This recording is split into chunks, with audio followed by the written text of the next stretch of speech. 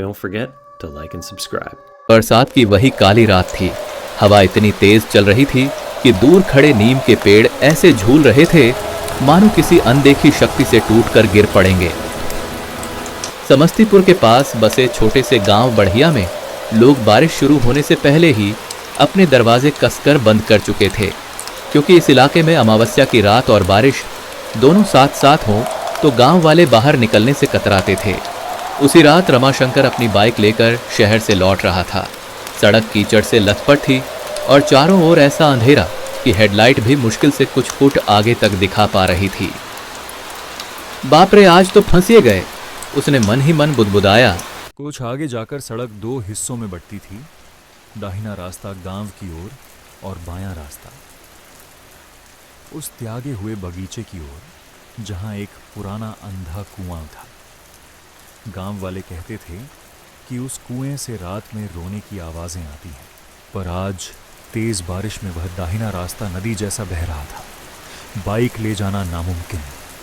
मजबूरन रमाशंकर को बायां रास्ता लेना पड़ा। बारिश और तेज हो गई। बिजली चमकने पर बगीचे के विशाल पेड़ों की परछाइयां जमीन पर ऐसे गिरती जैसे कोई भयंकर दैत्य चल रहा हो। रमाशंकर की बाइक अचानक झटके से बंद हो गई।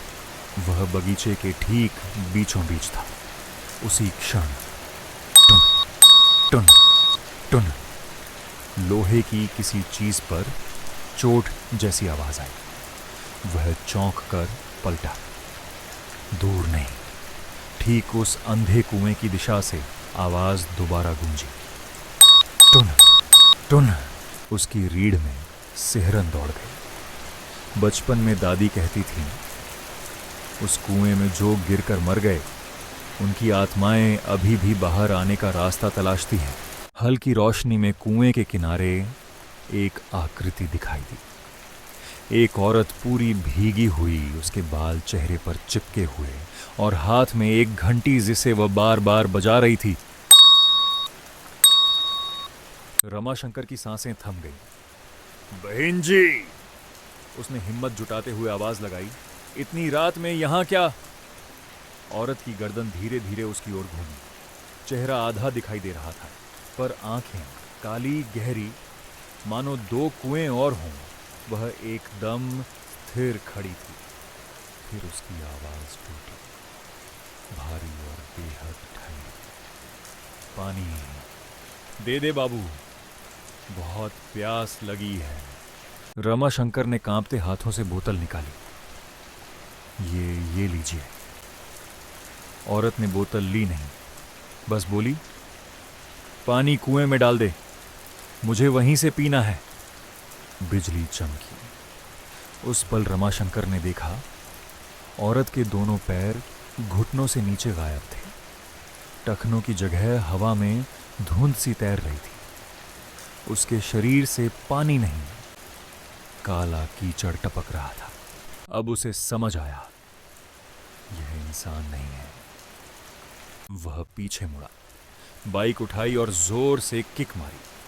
पहले किक में बाइक स्टार्ट हो गई, जैसे किसी अनदेखी शक्ति ने खुद धक्का दिया हो। औरत की आवाज पीछे से गूंजी, रुक जा बाबू, कुएं का पानी पीकर ही जा।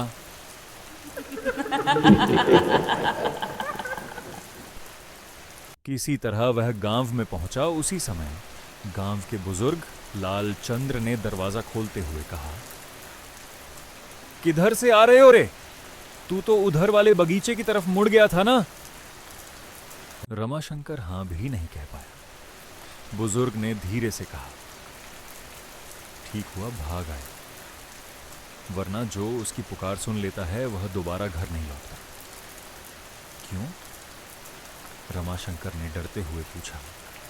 वरना जो उसकी पुकार सुन लेता है वह दोबारा घर नहीं लौटता। क्यों? रमाशंकर ने डरते हुए पूछा।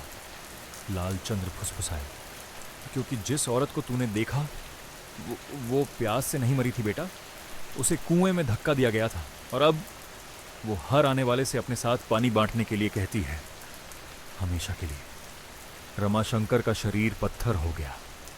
बाहर बारिश थम चुकी थी, पर उसके अंदर का तूफान अभी भी जारी था।